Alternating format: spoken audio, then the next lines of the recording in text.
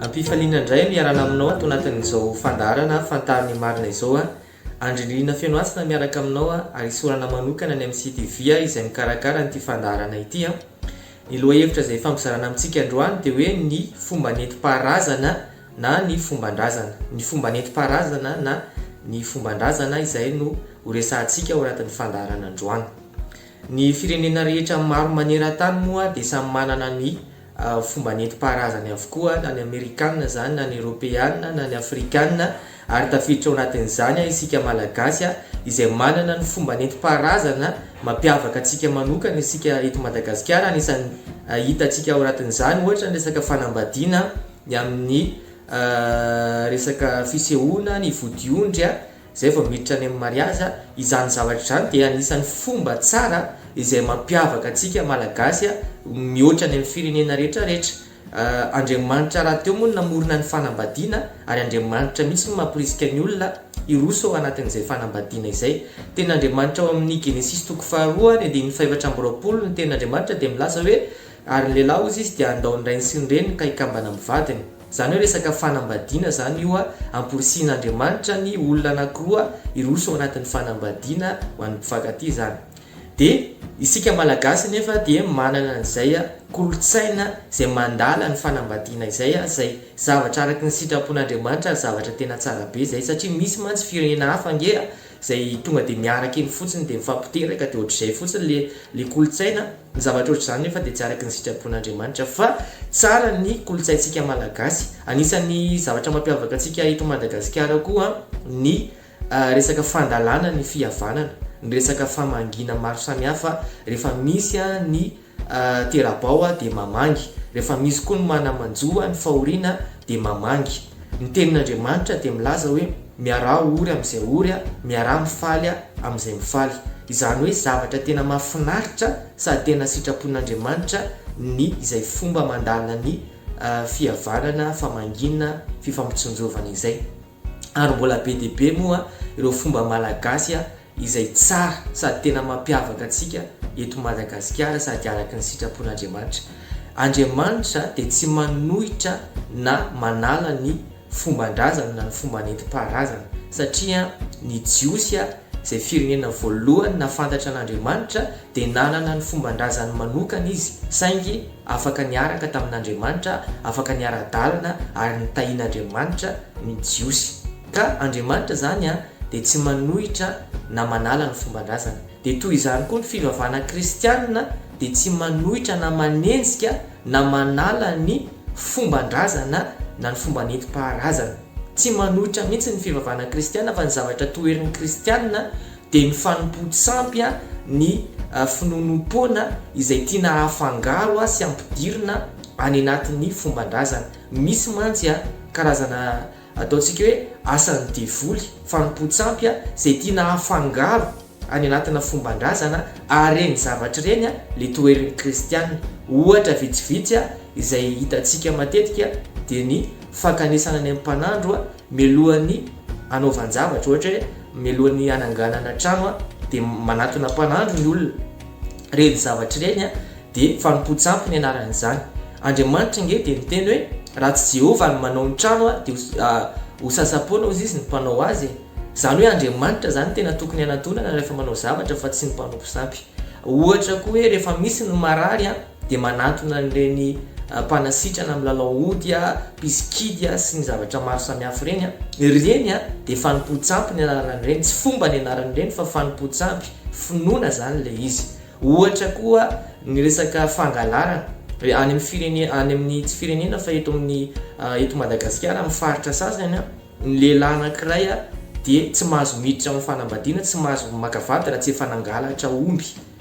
Dia ohatr'izay koa ny any amin'ny resaka famorana, ny famorana indray hoe mila mangalatra fary aloha. Fa maninona moa hoe tsy maintsy mangalatra zay fa manao an'ilay zavatra, tsy araka ny sitrapon'Andriamanitra nge zany, ary zay le toerin'ny fivavahana kristianina.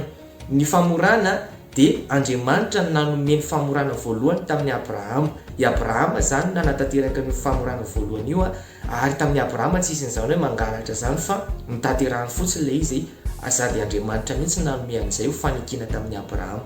Ka ireny karazana fomba le fanompo-tsampy reny zany nytoherin'ny kristianina ohatra amin'izany koa ohatra ny firesanany maty fankalazana ny fetiny maty reny zavatra reny mantsy dia nifototra avy tany amina heriny maizina na hoe monde occulte pratique occulte zany reny zavatra ireny dia izay no anoherana tenin'Andriamanitra azy. Tenin'Andriamanitra ao amin'ny Deutéronomia 7:20 manomboka amin'ny 10:10 dia milaza ny tenin'Andriamanitra hoe aoka tsy hisy eo aminareo izy izay mampandeha ny zanany lahy na ny zanany vavy hamaky ny afo. Zany hoe resaka famakiana afo reny dia fanompo-tsampy.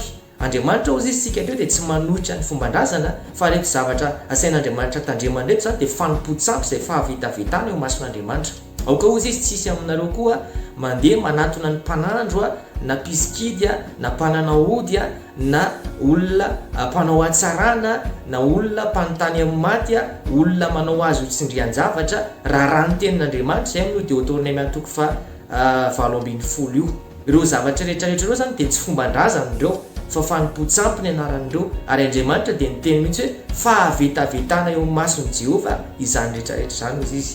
Ka ireny le toherin'ny kristianina tsy ny fombandrazana mihitsy ny toherin'ny kristianina fa ireo fomba reo izay tiana atsofoka tiana ampifamatorina amin'ny fombandrazana dia lazaina hoe fombandrazana izay zany le zavatra toherin'ny kristianina ary tsy afaka anaovan'ny kristianina marimaritra iraisana mihitsy fa tena hoe toherin'ny kristianina satria mifanohitra amin'ny tenin'Andriamanitra. Tsy eto Madagasikara ihany angeny ahitana ny zavatra ohatra izany fa any amin'ny firenena hafa ohatra hoe ny any Amerika zao dia mankalaza an'ilay antsoina hoe Halloween izay ny ahafantarana anazy dia manao an'ilay déguisement mampatahotra. Voalohany aloha raha mijery an'ilay costume ilay déguisement izy amin'ny maso voninahitra. Andriamanitra ve sa ny devoly sa Satana? Dia efa tonga dia mazava be zany fa Satana aloha ny mahazo voninahitra ao anatin'izay. Ary ny Halloween dia ny fototra avy tany amina resaka fifandraisana amin'ny heriny maizina ny atombon'io Halloween io. Ka ny zavatra ohatr'izany ateoriana ilay izy lasa hoe fomba nefa zavatra fanompo-tsampy. Ny zavatra ohatr'izay zany le toherin'ny kristianina. Ohatra koa any Chine, any Singapour, any Malaisia dia misy an'izay festival anankiray izay antsoina hoe Hungry Ghost Festival zay na antsoina hoe festival de fantôme affamés. Izy io indray koa dia mitovitovy amin'ny Halloween ihany ary mino ny olona hoe ny olona efa maty dia miverina indray ity amin'ny tany velona. Nefa ny tenin'Andriamanitra ao amin'ny ao amin'ny mpitory teny 7:5 dia milaza hoe ny maty ozy izy dia tsy manan-draha raha atao intsony ety ambany masoandro. Dia hitanao mifanohitra be amin'ny tenin'Andriamanitra le izy. Ary izay festival izay koa dia ny fototra avy tany amin'ny monde occulte avy tany amina fifandraisana amin'ny heriny maizina le izy fa ny olona rehetra tateoriana dia nanaraka fotsiny tsy nafantatra ny origine, tsy tena hoe te mamantatra be ny origine fa manaraka fotsiny ny génération tateoriana dia mankalaza an'ilay izy. Ny zavatra ohatr'izany le toherin'ny kristianina satria fanompo-tsampy ny kristianina zany dia tsy manohitra ny fombandrazana na ny fomba nentim-paharazana akory fa manohitra finoana le toherin'ny kristianina, le finonom-pona, le fanompo-tsampy ny toherin'ny kristianina.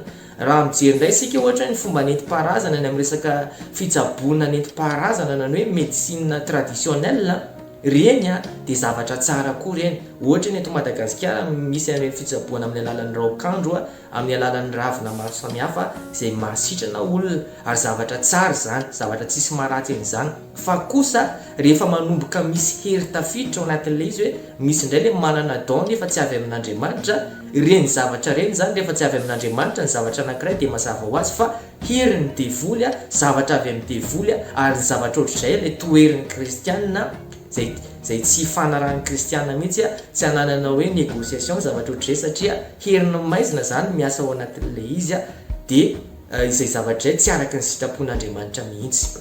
Izay ny fandaharantsika eto amin'ity androany ity dia mila mijery tsara zany tsika, mila mamantatra tsika hoe avy aiza ny zavatra anankiray izay vao pratike antsika fa tsy ny zavatra rehetrarehetra mihitsy no afaka pratikena fa misy zavatra izay ny fototra avy tany amin'ny tontolon'ny maizina, avy tany amin'ny pratika occulte ny fotoran'ilay izy fa ny olona teoriana dia manaraka fotsiny an'ilay izy dia izay zavatra izay mila jerevantsika sy fantaritsika tsara mialohan'ny pratikentsika ilay izy manjary lasa manompo sampy isika ka ny fanompo-tsampy nefa dia zavatra tena fahavitavitana eo mason'Andriamanitra ary zavatra manimba sy manapotika ny taranaka rehetrarehetra zany zavatra izany ankasitrany ianao nanaraka hatramin'ny farany dia miraky soa samy tahian' Jesosy daholo.